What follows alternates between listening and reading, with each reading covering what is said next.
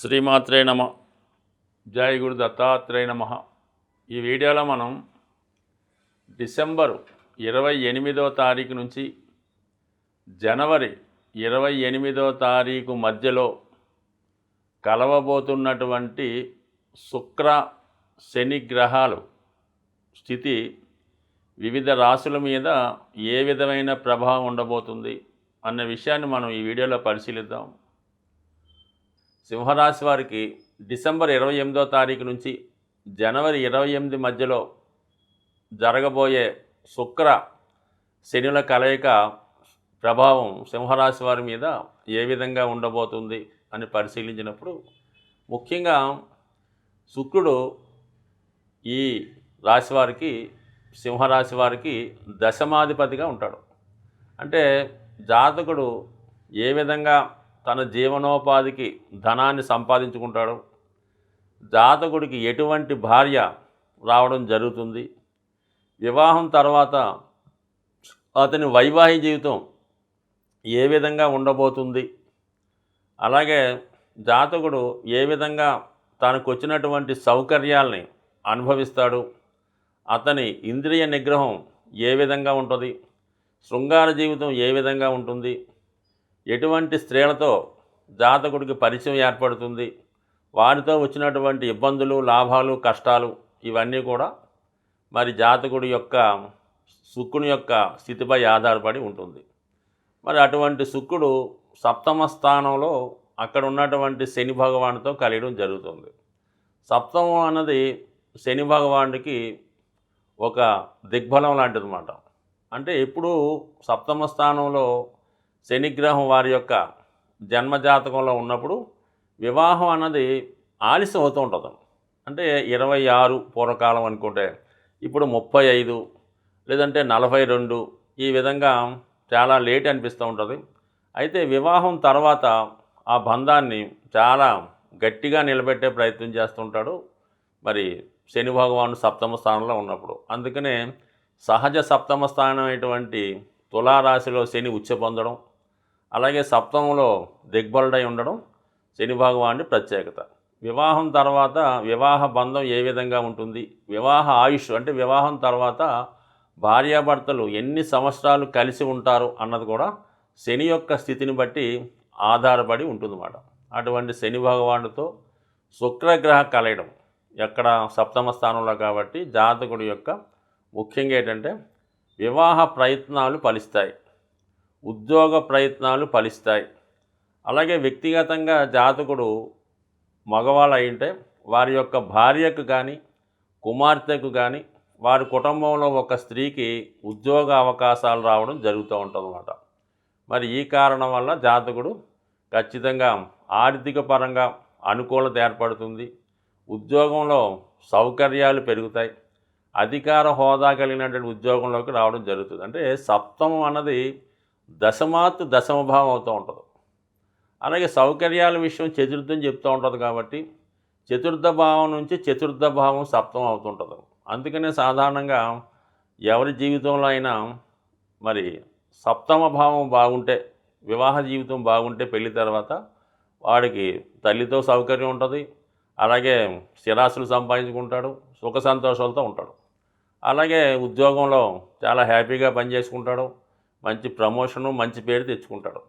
పొరపాటున సప్తమం పాడైందా ఈ రెండు కూడా డ్యామేజ్ అవ్వడం జరుగుతుంటుంది కాబట్టి అందుకనే వివాహం తర్వాత జాతకుడు జీవితం మంచి టర్న్ తీసుకోవడం జరుగుతూ ఉంటుంది. మరి అటువంటి సింహరాశి వారికి ఇప్పుడు ఏర్పడినటువంటి గ్రహస్థితి అటు వివాహంలో స్థిరాన్ని ఇస్తూ ఉంటుంది, చిన్న చిన్న సమస్యలు ఉన్న వాటిని స్టేబుల్ చేస్తుంది, అలాగే ఉద్యోగంలో చిన్న చిన్న అవకతవకలు ఉన్న కంపల్సరీగా అది స్టేబుల్ అవుతూ ఉంటుంది. ముఖ్యంగా జాతకుడికి గృహయోగం కానీ వాహన సౌకర్యం కానీ లభిస్తాయి. అంటే వ్యక్తిగతంగా జాతకుడి పేరును కాకుండా జాతకుడి యొక్క భార్య పేరుతో, అదే జాతకురాలైతే భర్త పేరుతో మరి ఏదన్నా గృహం కొనుక్కోవాలన్నా వాహనం కొనుక్కోవాలన్నా మరి ఇది సమయంలో జాతకుడికి అనుకూలించే అవకాశం ఉన్నది. ఏదైనా మరి ఒక విధంగా చెప్పాలంటే సింహరాశి వారికి ఈ శుక్రుడు శని కూడా టెక్నికల్గా శత్రుగ్రహాలు. అయితే మరి సప్తమం ఒక విధంగా 3, 7, 11 పాపస్థానాలు కాబట్టి పాపస్థానంలో ఉన్నటువంటి పాపగ్రహాలు జాతకుడికి అనుకూలం ఇచ్చే అవకాశం ఉంది. మరి ఆ కారణం వల్ల జాతకుడు విదేశ ప్రయత్నాలు కూడా ఫలిస్తాయి. అలాగే వివాహంలో ఉన్నటువంటి సమస్యలు తొలుగుతాయి. అలాగే కొంతమంది మరి ఎంజాయ్మెంట్గా చేద్దాం అనుకున్న వాళ్ళు, అంటే బిలో 24 సంవత్సరాల లోపు ఉన్నవాళ్ళు ఏదైనా విహారయాత్ర వెళ్ళడం కానీ, విదేశ ప్రయత్నాలు ఫలించడం కానీ, దూరంగా ఉన్నటువంటి పుణ్యక్షేత్రాలు కానీ, గొప్ప వింతలు విశేషాలు లాంటివి తిలకించే ప్రయత్నం చేయడం జరుగుతూ ఉంటుంది. ఇది ఎక్కువగా సినిమా రంగంలో ఉన్న వాళ్ళకి, ఎవరైతే ఎక్కువ మన ఈ సింహరాశి వారు సినిమా ఫీల్డ్లో ఉంటుంటారు చాలామంది డైరెక్టర్లు కానీ హీరోలు కానీ, అటువంటి వారికి సినిమా ఫీల్డ్లో ఉన్న వాళ్ళకి గొప్ప గుర్తింపు రావడం జరుగుతుంది. గొప్ప కళాఖండాలని నిర్మించే విధంగా ఈ శని శుక్రుల గ్రహస్థితి కనబడుతూ ఉంటుంది. ఇప్పుడు ప్రముఖంగా బాగా ఒక 20-30 సంవత్సరాలన్నా నిలబడుతున్నటువంటి కొన్ని సినిమాలు ఉంటాయి. అంటే గతంలో వచ్చినటువంటి మాయాబజార్ అవ్వచ్చు, మన రాజమౌళి గారి సినిమాలు అవ్వచ్చు, ఇవన్నీ ఈ శుక్ర శనుల కలయిక వారి జన్మజాతకంలో ఉండడం వల్ల వాళ్ళు ఇటువంటి కళాఖండాలని సృష్టించడం జరుగుతూ ఉంటాయి. అవి చరిత్ర ఉన్నంతకాలం అవి చిరస్థాయిగా నిలబడుతూ ఉంటాయి. రాశి చక్రంలో శుక్రగ్రహానికి ఉన్నటువంటి ప్రాధాన్యత మిగతా గ్రహాలకి మానవుని యొక్క జీవితంలో ఎక్కువగా శుక్రగ్రహ ప్రభావం ఉండడం జరుగుతుంది. ఒక మానవుడు జీవితంలో ఆనందంగా ఉండాలన్నా, వివాహ సౌఖ్యం పొందాలన్నా, తన కోరికలు తీరాలన్నా, అసలు వివాహం తొందరగా జరగాలన్నా, అసలు వివాహం జరగకపోవడానికి కూడా శుక్రగ్రహమే కారణమవుతుంటాడు. కాబట్టి మరి ఈ శుక్రగ్రహ ప్రభావం వ్యక్తిగత జాతకాలపైన గోచారరీత్యా ఎక్కువగా ఉండడం జరుగుతూ ఉంటుంది. అంటే సాధారణంగా మీ అందరికీ తెలుసు, మరి గురు మౌఢ్యం వచ్చినప్పుడు వివాహాలు శుభకార్యాలు నిర్వహించడం మానేస్తుంటారు. అలాగే శుక్రమౌఢ్యం వచ్చినప్పుడు కూడా ఫర్ ది సేమ్ టైం వివాహాలు చేయడం అన్నది సాధారణంగా జరగదు. అంటే దాన్ని బట్టి మీకు శుక్రుని యొక్క ప్రాధాన్యత అర్థమవుతుంది కదా. అలాగే ముఖ్యంగా శుక్రుడు కంబస్ట్ అయి ఉండగా బలహీనంగా ఉన్నప్పుడు చేసినటువంటి వివాహాలు సక్సెస్ కాకపోవడం, అదే సమయంలో ప్రారంభించినటువంటి వ్యాపారాలు నష్టాలు చవిచూడటం జరుగుతూ ఉంటుంది. సో అంత ప్రాధాన్యం ఉన్నటువంటి శుక్రగ్రహం జాతకుడు పుట్టినప్పుడు ఏ రాశిలో ఉన్నాడు, ఏ గ్రహంతో కలిసి ఉన్నాడు అనే విషయాన్ని బట్టి జాతకుడి యొక్క ఆర్థిక స్థితి, అతని ఉద్యోగం, సంపాదన, అతని నడవడిక, ధరించే వస్త్రాలు, బంగారు ఆభరణాలు, అతను నివసిస్తున్నటువంటి గృహం, వాహనం, ఇవన్నీ కూడా జాతకుడు పుట్టినప్పుడు శుక్రగ్రహ స్థితిని బట్టి ఆధారపడి ఉండడం జరుగుతూ ఉంటుంది. సో అలాగే శుక్రుడు పాపగ్రహాలతో కలిసి ఉన్న మరి కంబస్ట్ అయినా కూడా వివాహం ఆలస్యం అవడం జరుగుతుంటుంది. అలాగే సూర్యునికి శుక్రునికి మధ్య ఉన్నటువంటి గమనాన్ని, అంటే మధ్య ఉన్నటువంటి దూరాన్ని బట్టి, అలాగే జాతకుడు జన్మించినప్పుడు శుక్రుడు రవిగ్రహానికి ముందు ప్రయాణిస్తున్నాడా లేదా రవిగ్రహానికి వెనకాతల ప్రయాణం చేస్తున్నాడా అన్న విషయం కూడా జాతకుడు యొక్క ఆర్థిక స్థితి మీద ఆధారపడి ఉంటుంది. వ్యక్తిగతంగా జాతకుడు పుట్టినప్పుడు జాతకుడి యొక్క ఆస్తిపాస్తులు, జీవన విధానంతో పాటు వాళ్ళ తండ్రి గారి యొక్క ఆస్తి ఏ విధంగా ఉంటుంది, ఆ తండ్రి గారు ధనాన్ని ఏ విధంగా సంపాదించగలిగాడు అన్న విషయం కూడా ఈ జాతకుడి యొక్క జాతకంలో కనబడుతూ ఉంటుంది. అంటే ఓవరాల్గా శుక్రుని యొక్క స్థితిని బట్టే జాతకం ఆధారపడి ఉంటుంది. అంటే జాతకంలో శుక్రగ్రహం యాక్టివేట్ అవ్వడం జరుగుతుంటుంది అన్నమాట. ఒకసారి ఏంటంటే సాధారణంగా జాతకుడికి వివాహం జరిగిన తర్వాత శుక్రుడు యాక్టివేట్ అవ్వడం జరుగుతుంటుంది. సాధారణంగా శుక్రుడు బలంగా ఉంటే మరి జాతకుడికి వివాహం అయిన తర్వాత శుక్రగ్రహం యాక్టివేట్ అయ్యి జాతకుడికి మంచి సౌకర్యాల్ని, అలాగే మంచి ఉద్యోగాన్ని, ధనభోగాన్ని, మంచి సౌకర్యాలు ఇవ్వడం జరుగుతూ ఉంటుంది అన్నమాట. అలాగే ఇంకోసారి వివాహం అయిన తర్వాత పంచమంలో శుక్రుడు బలంగా ఉన్న ప్రథమ కుమార్తె జన్మించిన తర్వాత కూడా శుక్రుడు యాక్టివేట్ అవుతూ ఉంటాడు. అంటే మొత్తం మీద జాతకుడి యొక్క జీవిత జన్మచక్రంలో శుక్రుని యొక్క స్థితిని బట్టి ఎటువంటి భార్య వస్తుంది, ఆ భార్య ఏ విధంగా ఆరోగ్యం ఉంటుంది, నడవడిక ఉంటుంది, ఆయుష్ ఉంటుంది చెప్తూ ఉంటుంది. అలాగే కుమార్తె యొక్క వివాహం, ఆమె యొక్క అభివృద్ధి కూడా చెప్తూ ఉంటుంది.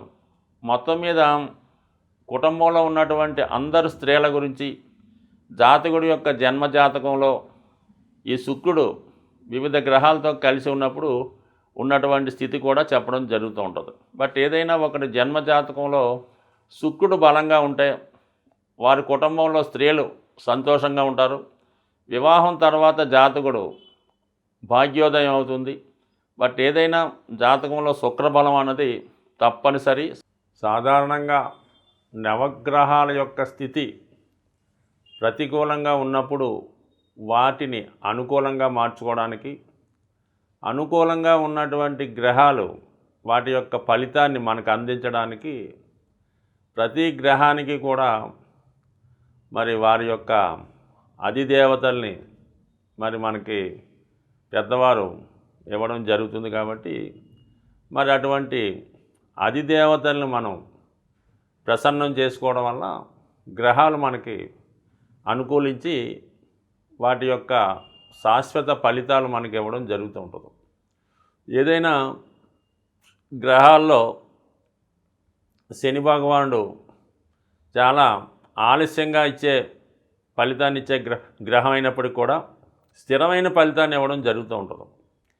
జాతకంలో శని భగవానుడు బలంగా ఉండి మనం శని గ్రహానికి పరిహారం నిత్యం చేసుకోవడం వల్ల ఆటోమేటిక్గా మిగతా గ్రహాలన్నీ కూడా కంపల్సరీగా అనుకూలంగా ఇవ్వడం జరుగుతూ ఉంటుంది. సో ఇది అలాగే శని చాలా బలహీనంగా పాపగ్రహస్థుడై ఉండగా మనకి మిగతా గ్రహాలు కూడా చెడ ఫలితాన్ని ఇవ్వడం జరుగుతూ ఉంటుంది, నెగిటివ్ ఫలితాలు ఇవ్వడం జరుగుతుంటుంది. మరి శుక్రుడు అతి తొందరగా ఫలితాన్ని ఇచ్చేస్తూ ఉంటాడు అన్నమాట. అంటే ఆ గ్రహాన్ని మనం ఆరాధించడం వల్ల ఇమీడియట్గా రోజుల్లోనే ఆ ఫలితం ఇవ్వడం జరుగుతూ ఉంటుంది. సో మరి శుక్రుడికి మనం కోరుకునే కోరికలు కూడా అలాగే ఉంటాయి, ఆ గ్రహం ఇచ్చే ఫలితాలు కూడా తొందరగానే ఉండడం జరుగుతుంటాయి. కాబట్టి మరి రెండు గ్రహాలు కలిసి సంచరిస్తున్నప్పుడు మరి మనం ఏ గ్రహాన్ని ఆరాధిస్తే తొందరగా ఫలితం వస్తుంది అంటే కామన్గా అందరికీ పంచాంగంలో ఉన్నటువంటి నవగ్రహ స్తోత్రాలు చాలా తొందరగా ఫలితాన్ని ఇస్తుంటాయి. కాబట్టి మామూలుగా ట్రెడిషనల్గా ఈ రెండు గ్రహాలు ఫలితం పొందాలంటే మనకి పంచాంగంలో ఉన్నటువంటి ఈ నవగ్రహ స్తోత్రాలు ఉంటాయి కదా, ఆదిత్యాయ సోమాచ అని అవి ముందు 9 శ్లోకాలు ఒకసారి చదివి దాని తర్వాత శనికి సంబంధించినటువంటి శ్లోకాన్ని 19 సార్లు, శుక్రుడికి సంబంధించినటువంటి శ్లోకాన్ని 20 సార్లు చదివి మళ్ళీ తిరిగి నవగ్రహ స్తోత్రాన్ని 9 సార్లు చదవడం వల్ల ఇది ఒక విధంగా చేసుకున్న వాళ్ళకి బాగుంటుంది. ముఖ్యంగా శివుడు అమ్మవారు కొలువై ఉన్నటువంటి క్షేత్రాన్ని దర్శించి, అంటే ఇంచుమించుగా ప్రతి క్షేత్రంలో శివుడు అమ్మవారు ఉంటారు. అయితే మనకి ఉభయ తెలుగు రాష్ట్రాల వాళ్ళకి అందుబాటులో ఉన్నటువంటిది శ్రీశైల పుణ్యక్షేత్రం. అటువంటి పుణ్యక్షేత్రంలో మరి మనకి మీరు ఈ రెండు గ్రహాలు కలిసి కుంభరాశిలో సంచరిస్తుండగా అంటే జనవరి 28 వరకు డిసెంబర్ 28 నుంచి మీరు వీలైతే మీకు ఇటువంటి శ్రీశైలాన్ని దర్శించుకొని అక్కడ ఏదో విధంగా ఒక రాత్రి బస చేయడం, వీలైతే చండీ హోమం, శివునికి అభిషేకం వారి వారి స్థాయిని బట్టి చేసుకోవడం మంచిది. లేనివారు మీ యొక్క గ్రామంలోనో సమీపంలో ఉన్నటువంటి ఈ పంచారామాలు కానీ ఈ ఏదో ఒక శివక్షేత్రాన్ని దర్శించి విధి విధానంగా శివునికి అభిషేకం, అమ్మవారికి కుంకుమర్చన చేసుకోవడం వల్ల ఖచ్చితంగా అంటే శివుడు అనుగ్రహిస్తే ఏ గ్రహం అనుగ్రహించినట్టు ఫలితాన్ని ఇవ్వడం జరుగుతుంది. కేవలం ధనాన్ని ఇవ్వడంలో, ఆ ధనం అంటే ఐశ్వర్యాన్ని ఇవ్వడంలో శివుణ్ణి మించిన దైవం ఉండడు. కాబట్టి ఏదైనా నమ్మకంతో ఈ పరిహారం చేయండి. అలాగే మీరు ఏదో ఒక రుద్రాక్ష ఈ నెల రోజులు ధరించే ప్రయత్నం చేయండి. అలాగే విభూతి ధారణ వల్ల మీ యొక్క సమస్త కోరికలు నెరవేరి శాశ్వతమైనటువంటి ఐశ్వర్యాన్ని, లక్ష్మీ కటాక్షాన్ని పొందే అవకాశం ఉంటుంది. స్వస్తి.